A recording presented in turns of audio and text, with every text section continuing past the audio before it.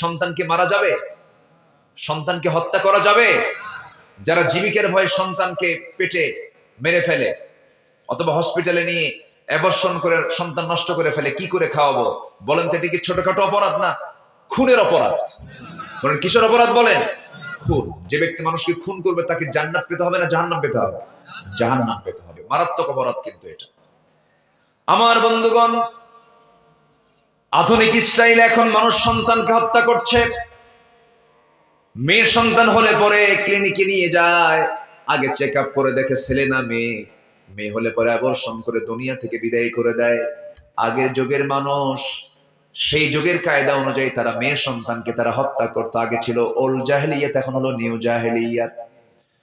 আমার নবীর সামনে একদিন এক সাহাবী কাঁদতে কাঁদতে বেকরার হয়ে যাচ্ছেন। রাসূল বলছেন, সাহাবী কাঁদো কেন, কি হয়েছে বলো? সাহাবী বলছেন, ইয়া রাসূলুল্লাহি, সব গুণ আমার মনে হয় মাফ হলো, মনে হয় একটা গুণ আমার মাফ হবে না। কি হয়েছে হুজুর? নিজের হাতে আমি আমার কন্যা সন্তানকে হত্যা করেছি।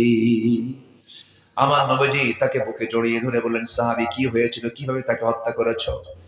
নবীজি তাকে সামনে বসায়া দিলেন, হাঁটুর সঙ্গে হাঁটু লেগে দিয়ে বলছেন, ইয়া রাসূলুল্লাহ, নিজের হাতে খুন করে। রাসূল বলেন, তুমি আমাকে একটু বলো তো কেমন করে খুন করেছো? এবার নবীজি তার সামনে বসে বিস্তারিত কথাগুলো শোনা শুরু করলেন। সাহাবী বলছেন, হুজুর, বইয়ের পেটে সন্তান চলে এলো, স্ত্রীকে বললাম যাও বাবার বাড়িতে চলে যাও।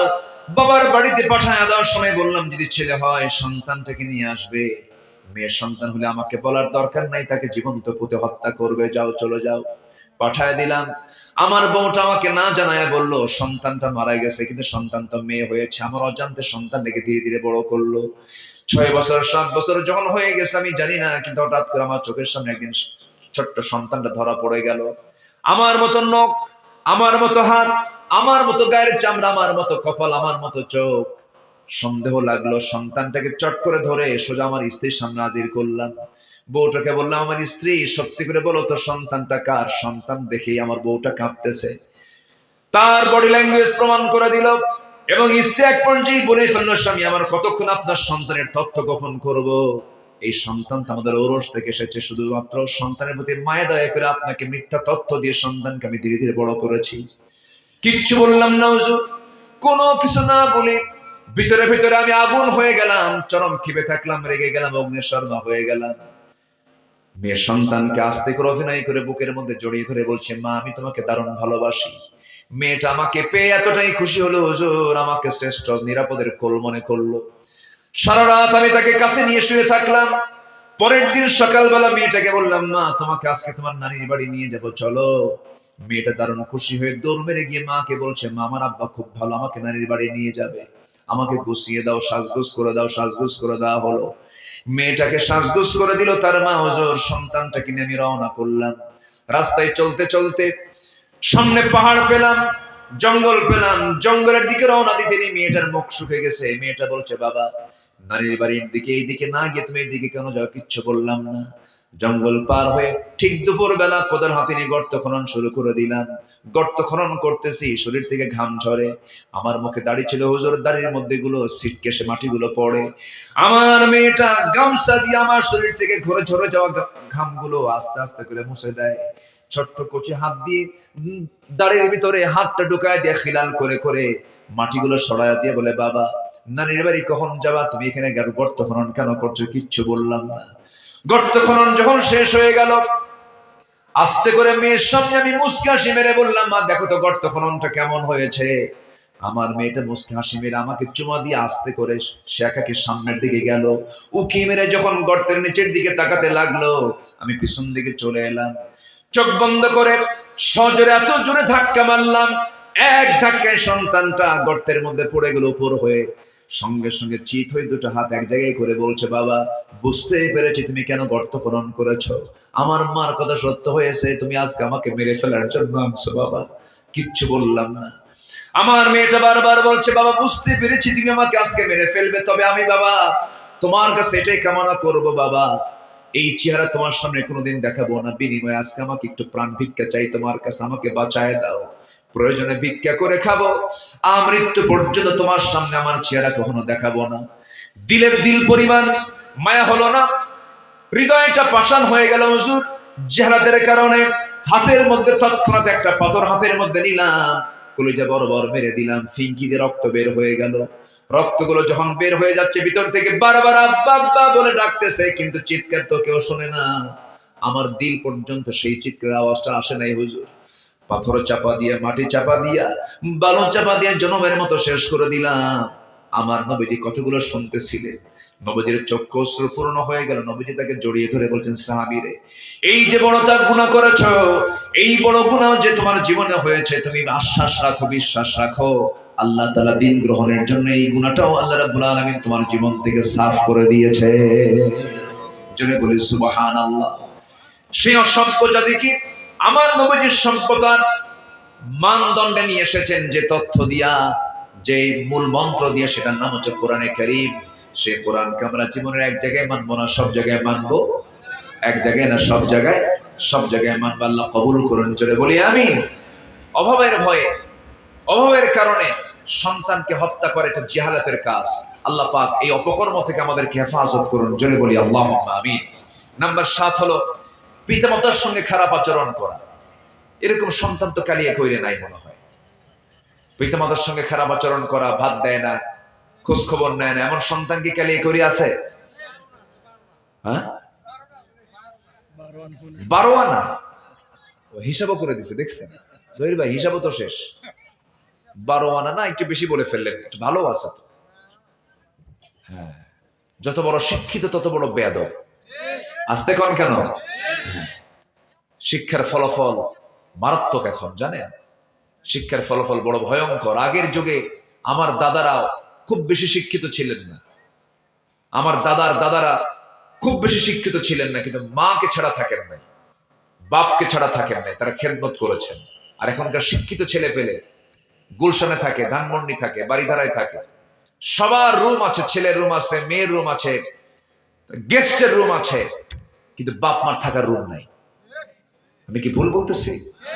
আবার কিছু কিছু এরকম ফ্যামিলি বহু আছে, বাপ মাকে রাখে, সবার জন্য রুম আছে, কিন্তু বাপ মার জন্য হলো সিঁড়ির তলে। কিসের তলে? আস্তে করে, কিসের তলে? শেষ করে দেবো? হ্যাঁ, তো আপনারা যাচ্ছেন কেন? এই যে এখানে একজন ছিল, চলে গেল, আপনি আবার যাচ্ছেন। আপনারা চলে গেলে কি আমি থাকবো না? উপরে বসে, উপরে বসে। এত সুন্দর মানুষ আপনারা, বলি আলহামদুলিল্লাহ। আমরা কয়টা অপছন্দনীয় কথা শুনতেছি আমরা, বলেন তো? 17টা। চলতেছে কয় নাম্বার? 7 নাম্বার। পিতামাতার সঙ্গে কোনো খারাপ আচরণ করা যাবে। উকুকুল ওয়ালিদাইন আলা উনাব্বিউকুম বিআকবারিল কাবাইর। আমার রাসূল বলেছেন, আমি তোমাদেরকে বড় বড় 3টা কবিরা গুনার কথা বলবো। এর মধ্যে 1 নাম্বার হলো আল্লাহর সঙ্গে শিরিক করা। নাম্বার 2 হচ্ছে পিতামাতার সঙ্গে নাফরমানি করা। এটা মারাত্মক গুনাহ, গুনাহে কবিরা। আমরা এই গুনাহ কবিরা থেকে নিজেকে বাঁচাবো, জোরে বলি ইনশাআল্লাহ। যা কামাই করব, 1 নাম্বার খরচ করব কার জন্য বলেন? বাপ মার জন্য। বলেন কার জন্য? ইয়াসআলুনাকা মাযা ইউনফিকুন কুল মা আনফাকতুম মিন খায়রিন ফালিল ওয়ালিদাইনি ওয়াল আকরাবিন। আল্লাহু আকবার। আল্লাহ শিখিয়ে দিচ্ছেন 1 নাম্বার খরচ হবে কার জন্য? বাপ মার জন্য। কারণ বাপ মাই আমাকে পৃথিবীতে আমার অস্তিত্ব টিকে রেখেছেন, বলি আল্লাহু আকবার। আমার বন্ধুগণ, নাফরমানি করা যাবে না। অনেক লম্বা লম্বা কথা ছিল, সময় যেহেতু অল্প, একটু একটু করে বলে দিলাম, পয়েন্টগুলো মনে রাখবেন। নাম্বার 1 আমি বলেছি মুনাফিকি করা যাবে না। নাম্বার 2 হলো শিরকের কাজ করা যাবে না। নাম্বার 3 হলো অহংকার করা যাবে না। নাম্বার 4 হলো কুফরি করা যাবে না। নাম্বার 5 হলো আল্লাহ এবং রাসূলকে কষ্ট দেওয়া যাবে না। নাম্বার 6 হলো অভাবের ভয়ে সন্তানকে হত্যা করা যাবে না। নাম্বার 7 হলো পিতামাতার সঙ্গে নাফরমানি করা যাবে না, খারাপ আচরণ করা যাবে না। পিতামাতা খুশি, আল্লাহ খুশি, পিতামাতা নারাজ, আল্লাহ নারাজ। আব্বা আম্মা এমন একটা দোয়ার জায়গা, আব্বা আম্মা এমন একটা সেক্টরের নাম, এমন একটা অফিসের নাম, যে অফিসকে সন্তুষ্ট করতে পারলে আল্লাহর অফিস পর্যন্ত সন্তুষ্ট হয়ে যায়। জোরে বলে সুবহানাল্লাহ। হাজারো আলেমের জন্য আপনার যে দোয়া বরাদ্দ আছে, সেই হাজারো আলেমের দোয়া এক পাল্লায় দিবেন, আর সন্তানের জন্য বাপ মার দোয়া এক পাল্লায় দিবেন। বাপ মার দোয়াটাই বেশি ভারী হয়ে যাবে। আল্লাহ পাক সবাইকে বোঝার তৌফিক দান করুন। কাউকে বিদ্রুপ করে মন্দ নামে না ডাকা, এটা চরম অপছন্দনীয় কাজ আল্লাহর কাছে। দেখবেন অনেককে একটু গালমন্দ করে ডাক দেয়, আছে না? এরকম আছে না নাই বলেন তো? নাম একটা, ডাকা আর একটা, হয়তো চোখটা নাই, অন্ধ মানুষ এই কানা এইদিকে আয়, 100 কাছে 100 নাই, 1.5 ব্যাটারি এইদিকে আয়। কি আছে কিনা বলেন? আচ্ছা, এগুলো ডাক দেওয়া হালাল না হারাম? আল্লাহ এটা পছন্দ করেন না অপছন্দ করেন? অপছন্দ। লা ইয়াসকার কওমুম মিন কওমিন আসা আন ইয়াকুনু খায়রাম মিনহুম ওয়ালা নিসা মিন নিসা আসা আন ইয়াকুননা খায়রাম মিনহুন্না। আল্লাহু আকবার বলি। আমরা এগুলো অপকর্ম থেকে নিজেকে বাঁচাবো, জোরে বলি ইনশাআল্লাহ। নাম্বার 9 হলো গীবত করা যাবে না। কি করা যাবে না? গীবত করা যাবে না। এটার প্র্যাকটিস হয় কোন মাসে বলেন? কোন মাসে বলেন? রমজান মাসে। রমজান মাসে শুধু না খাওয়ার ইবাদত নয়, না কথা বলার ইবাদত এটা। রমজান কথাও বলা যাবে না, খাবার খাওয়া যাবে না। কোন কথা বলা যাবে না? গীবত করা যাবে না। কোন কথা বলা যাবে না? মিথ্যার সাক্ষী দেওয়া যাবে না। কোন কথা বলা যাবে না? বাজে কোনো কথা বলা যাবে না। কোন কথা বলা যাবে না? কোন অশ্লীল ভাষায় কোনো কথাবার্তা বলা যাবে না। এটা হচ্ছে রমজানের হক। আল্লাহ পাক গীবতের মতো ভয়ঙ্কর গুনাহ থেকে আল্লাহ পাক আমাকে আপনাকে বাঁচান, জোরে বলি আল্লাহুম্মা আমিন। আল্লাহ রাব্বুল আলামিন গীবতের ব্যাপারে একটা আয়াত নাযিল করেছেন, ওয়ালা ইয়াগতাব বা'দুকুম বা'দান আইয়ুহিব্বু আহাদুকুম আন ইয়াকুলা লাহমা আখিহি মাইতান ফাকারিহতুমুহ। জোরে বলুন আল্লাহু আকবার। নাম্বার 10 হলো সুদের কারবার করা যাবে না। সুদ তো মনে হয় কালি করে নাই। সুদ আছে? আমি কি শেষ করে দেব?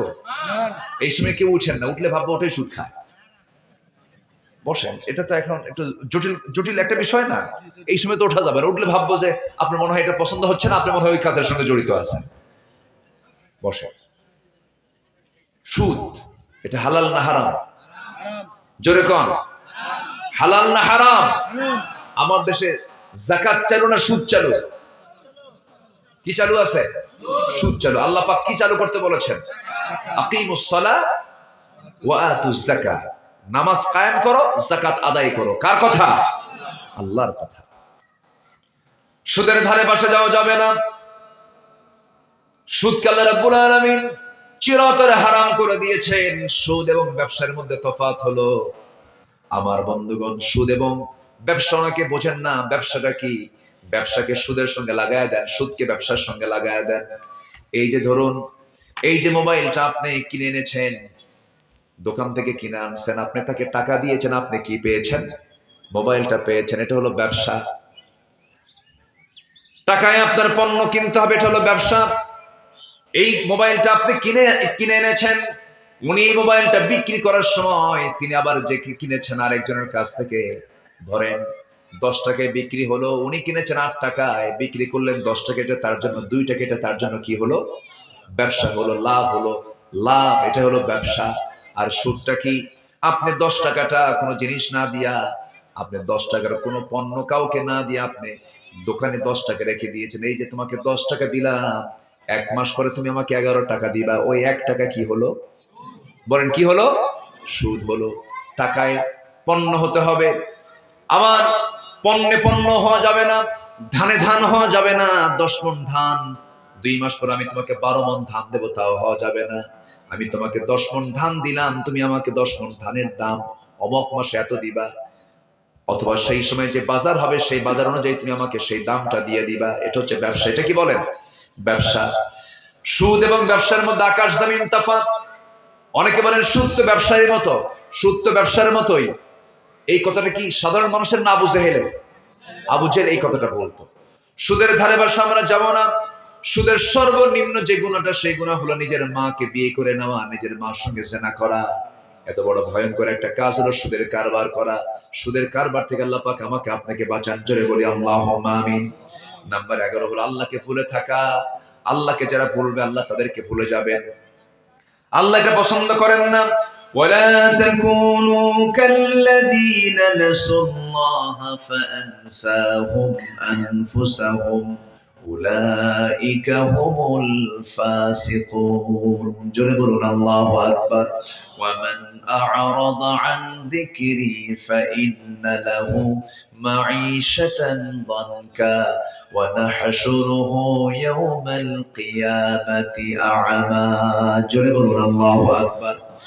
নাম্বার 12 হলো এতিমের সম্পদ যারা আত্মসাৎ করবে, এতিমের মাল যারা মেরে খাবে। আল্লাহ রাব্বুল আলামিন বলছেন, ওয়ালা তাকরাবু মালাল ইয়াতীম আর এদিকে আল্লাহ রাব্বুল আলামিন বলছেন এতিমের মাল মেরে খেও না, যারা এতিমের মাল মেরে খেবে তাদের পেটের মধ্যে তারা জাহান্নামের আগুন ঢুকালো। জোরে করে নাউযুবিল্লাহ। এমন চাচা বুঝে কালিয়া করে নাই, আসতে বলবেন না ছেলে নাই। ভাতিজা ছোট ছিল, ভাইটা মারা গেছে, ভাতিজার সম্পদের মালিক হয়ে গেছে। ভাতিজাকে সম্পদগুলো বড় হলে বুঝায় দিতে হবে, সুন্দর সুন্দর জায়গাগুলো তার জন্য বরাদ্দ করতে হবে। অন্তত ভাতিজাকে বেশি না দিতে পারলেও সমান সমান দেওয়া দরকার ওই চাচার। কিন্তু চাচা করে কি? চাচা গ্রামের ভিতরে বাস হিজলতলি গ্রামের রাস্তার ধারের 10 শতক জমি ভাতিজার জন্য রেখে কালিয়াকৈর পৌরসভার 10 শতক জমি নিজের নামে রাখে। আছে না নাই বলেন তো? এটাও 10 শতক, ওটাও 10 শতক, কিন্তু দাম কি এক? বলেন দাম কি সমান? এরকম ফাঁকিবাজ চাচা কি নাই? আল্লাহ বলছেন এদের পেটের মধ্যে কি তুললো? জাহান্নামের আগুন তুললো। জাহান্নামের আগুন যেন তারা তুললো।